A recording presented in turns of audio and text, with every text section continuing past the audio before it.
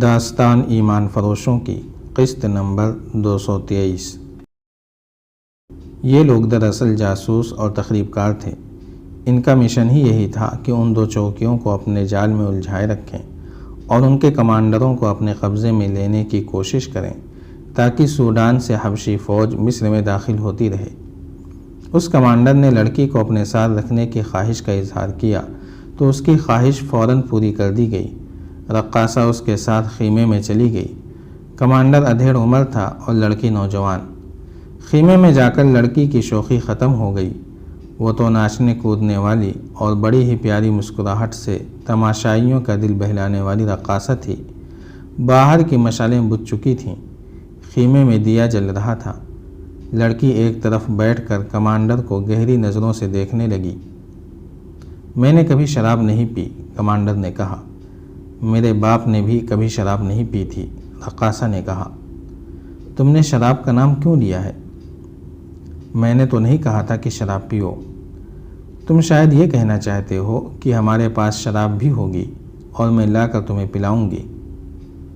کہتے ہیں شراب کے بغیر عورت اور عورت کے بغیر شراب بے مزہ اور پھیکی ہوتی ہے، کمانڈر نے مسکرا کر کہا۔ میں شراب کے ذائقے سے واقف نہیں اور میں غیر عورت کی چاشنی سے بھی آشنا نہیں۔ پھر تم اناڑی گنہگار ہو، رقاصہ نے سنجیدگی سے کہا۔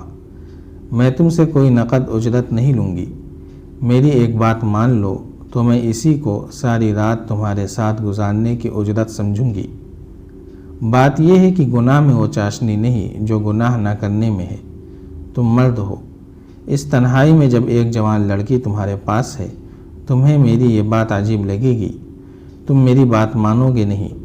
ذرا غور کرو، تمہارا چہرہ بتا رہا ہے کہ تم نے آج پہلی بار گناہ کا ارادہ کیا ہے۔ رات اتنی سرد ہے مگر تمہارے ماتھے پر مجھے پسینے کے قطرے نظر آ رہے ہیں۔ تم ٹھیک کہہ رہی ہو، ادھیڑ عمر کمانڈر نے کہا۔ ہمیں جب فوجی تربیت دی گئی تھی تو گناہوں سے بچنے کے طریقے بھی بتائے گئے تھے۔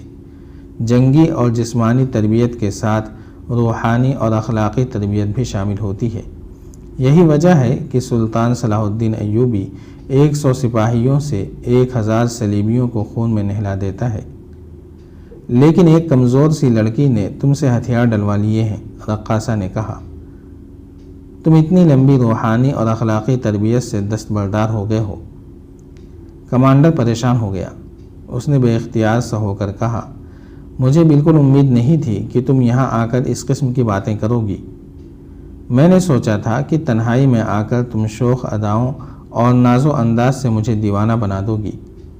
تمہارے ہونٹوں کی وہ مسکراہٹ کہاں ہے جس نے مجھے مجبور کر دیا تھا کہ تمہارے آدمیوں سے تمہاری بھیک مانگوں؟ میں تمہارے عوض عربی نسل کے 2 گھوڑے دینے کے لیے تیار ہوں۔ اپنی تلوار بھی دو گے؟ لڑکی نے گردن کو خم دے کر پوچھا۔ اپنی برچھی، اپنی ڈھال اور اپنا خنجر بھی دے دو گے؟ ہاں۔ لیکن وہ چپ ہو گیا۔ بے چینی کے عالم میں بولا، نہیں، سپاہی اپنے ہتھیار سے دستبردار نہیں ہوا کرتا۔ وہ خیمے میں تیز تیز قدم اٹھا کر ذرا سی دیر ٹہلا اور اچانک غصے میں پوچھا، ایک رقاصہ کے منہ سے یہ باتیں مجھے اچھی نہیں لگ رہی ہیں۔ کیا تم مجھ سے بچنا چاہتی ہو؟ کیا تم اس کوشش میں ہو کہ میں تمہارے جسم کو ہاتھ نہ لگاؤں؟ ہاں، رقاصہ نے کہا، میں تم سے اپنا جسم بچانا چاہتی ہوں۔ کیا تم اپنے جسم کو پاک سمجھتی ہو؟ نہیں، رقاصہ نے کہا، میں اپنے جسم کو ناپاک سمجھتی ہوں۔ میں تمہارے جسم کو ناپاک نہیں کرنا چاہتی۔ کمانڈر کی عقل میں یہ بات نہ پڑی۔ وہ احمقوں کی طرح منہ کھولے ہوئے رقاصہ کو دیکھنے لگا۔ رقاصہ نے کہا، کوئی بیٹی اپنے باپ کے جسم کو ناپاک نہیں کرنا چاہتی۔ اوہ، میں تمہیں باپ کے روپ میں دیکھ رہی ہوں۔ تمہاری بیٹی ہے؟ رقاصہ نے پوچھا۔ ایک ہے، کمانڈر نے جواب دیا۔ اس کی عمر کتنی ہے؟ 12 سال۔ اگر تم مر جاؤ اور تمہاری بیوی غربت سے تنگ آ کر تمہاری بیٹی کو ناچنے گانے والوں کے ہاتھ فروخت کر دے تو تمہاری روح کا کیا حشر ہوگا؟ کمانڈر پھٹی پھٹی نظروں سے دیکھنے لگا۔ اس کے ماتھے پر پسینے کے کئی اور قطرے پھوٹ آئے۔ رقاصہ نے اس کی آنکھوں کو گرفتار کر لیا۔ ذرا تصور میں لاؤ، رقاصہ نے کہا، تم مر گئے ہو اور تمہاری بیٹی ایک گنہگار مرد کے ساتھ خیمے میں بیٹھی ہے اور وہ مرد اس سے کہہ رہا ہے کہ شراب لاؤ۔ شراب کے بغیر عورت بے مزہ اور پھیکی ہوتی ہے۔ کمانڈر کے ہونٹ تھرکے۔ اس نے اچانک گرج کر کہا، نکل جاؤ یہاں سے فاحشہ بدکار۔ لڑکی نے آہ بھری اور کہا، اگر میرا باپ زندہ ہوتا تو وہ مجھے تمہارے خیمے میں دیکھ کر مجھے بھی اور تمہیں بھی قتل کر دیتا۔ اس کے آنسو نکل آئے۔ کمانڈر اٹھ کر خیمے میں ٹہلنے لگا تھا۔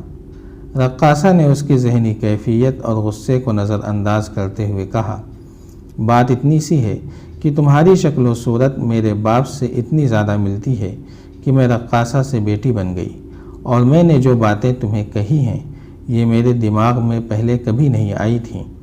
میں صرف ناچنا اور انگلیوں پر نچانا جانتی ہوں۔ تم ذرا سوچو تو صحیح، مجھ جیسی فاحشہ رقاصہ کے دماغ میں اتنی باتیں اور ایسی باتیں کیوں آ گئی ہیں جنہوں نے صرف تمہیں نہیں مجھے بھی حیران کر دیا ہے۔ کمانڈر نے اس کی طرف دیکھا۔ اس کا غصہ بجھ گیا تھا۔ رقاصہ نے کہا، مجھے اپنے ماں باپ کا چہرہ اور جسم اچھی طرح یاد ہے۔ مجھے اس کے جسم کی بو بھی یاد ہے۔ تمہاری بیٹی کی عمر 12 سال ہے۔ میری عمر 9-10 سال تھی جب وہ مر گیا تھا۔ وہ میرے ساتھ بہت پیار کرتا تھا۔ وہ مصر کی فوج میں سپاہی تھا۔ سلطان صلاح الدین ایوبی کے آنے سے پہلے ہی مر گیا تھا۔ میری ماں جوان تھی اور بہت غریب۔ اس نے مجھے ایک آدمی کے حوالے کر دیا۔ اس نے میرے سامنے رقم لی تھی اور اس آدمی نے میری ماں سے کہا تھا کہ اس کی شادی ایک بڑے اچھے آدمی سے کرا دے گا۔ میں رو پڑی تو ماں نے مجھے کہا تھا کہ یہ تمہارا چچا ہے اور یہ تمہیں تمہارے باپ کے پاس لے جا رہا ہے۔ میں 12 سال سے اپنے باپ کو ڈھونڈ رہی ہوں۔ انہی وعدوں پر مجھے ناچ سکھایا گیا کہ مجھے باپ کے پاس لے جائیں گے۔ وہ تو ذرا بڑی ہوئی تو میں نے حقیقت کو قبول کیا کہ میرا باپ تو مر چکا ہے۔ اس وقت تک رقص میری عادت بن چکا تھا۔ مجھے کسی نے مارا پیٹا نہیں۔ میں نے باپ کے نام پر رقص کی تربیت لی تھی۔ میرے استاد اور میرے آقا میرے ساتھ بہت اچھا سلوک کرتے تھے، بہت اچھے کھانے کھلاتے تھے۔ پھر میں جوان ہو گئی تو مجھے اپنی قیمت کا اندازہ ہوا۔ اس قیمت نے میرے جذبات مار دیے اور میں خوبصورت پتھر بن گئی۔ مگر تمہیں دیکھ کر مرے ہوئے جذبات جاگ اٹھے ہیں۔ اس کے آنسو نکل آئے۔ آہ لے کر کہنے لگی، یوں معلوم ہوتا ہے جیسے میرے باپ کی روح اسی خیمے کے ارد گرد گھوم پھر رہی ہے۔ اس خیمے میں آنے سے پہلے میں نے ایسا کبھی محسوس نہیں کیا تھا۔ کبھی یوں لگتا ہے جیسے میرا وجود میری باپ کی روح ہے جو بھٹکتی پھر رہی ہے۔ تم اگر اتنی قیمتی رقاصہ تھی تو ان صحراؤں میں کیا لینے آئی ہو؟ کمانڈر نے پوچھا۔ میں اجرت پر آئی ہوں، رقاصہ نے جواب دیا۔ میں ان لوگوں کو نہیں جانتی۔ دوسری رقاصہ کو بھی میں اس سے پہلے نہیں جانتی تھی۔ مجھے بتایا گیا تھا کہ سرحد پر جانا ہے اور وہاں جو چوکی والے خواہش کریں انہیں بلا اجرت ناچ گانے سے خوش کرنا ہے۔ مجھے اجرت کی اتنی خوشی نہیں تھی جتنی اس کی کہ مصر کی عزت کی حفاظت کرنے والے مجاہدوں کا دل بہلانے جا رہی ہوں۔ میرا باپ بھی سپاہی تھا۔ میں دل کو دھوکہ دیتی ہوں کہ میرے رقص سے میرے مجاہد باپ کی روح بھی بہل جاتی ہوگی۔ میں ایک دھوکہ ہوں، اپنے لیے بھی اور دوسروں کے لیے بھی، لیکن میں وطن کے مجاہدوں کو ناپاک نہیں کر سکتی۔ پچھلی چوکی والے کمانڈر نے مجھے اپنے خیمے میں بلایا تھا، میں نے انکار کر دیا تھا۔ تمہارے پاس صرف اس لیے آ گئی ہوں کہ تمہارے چہرے مہرے اور قد کاٹھ میں مجھے اپنا باپ نظر آیا تھا۔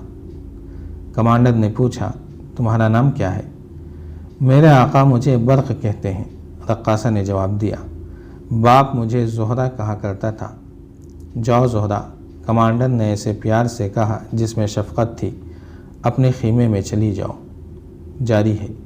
اگر آپ کو یہ قسط وار سلسلہ پسند آ رہا ہے تو لائک، شیئر اور کمنٹ کے ذریعے ہماری حوصلہ افزائی کریں۔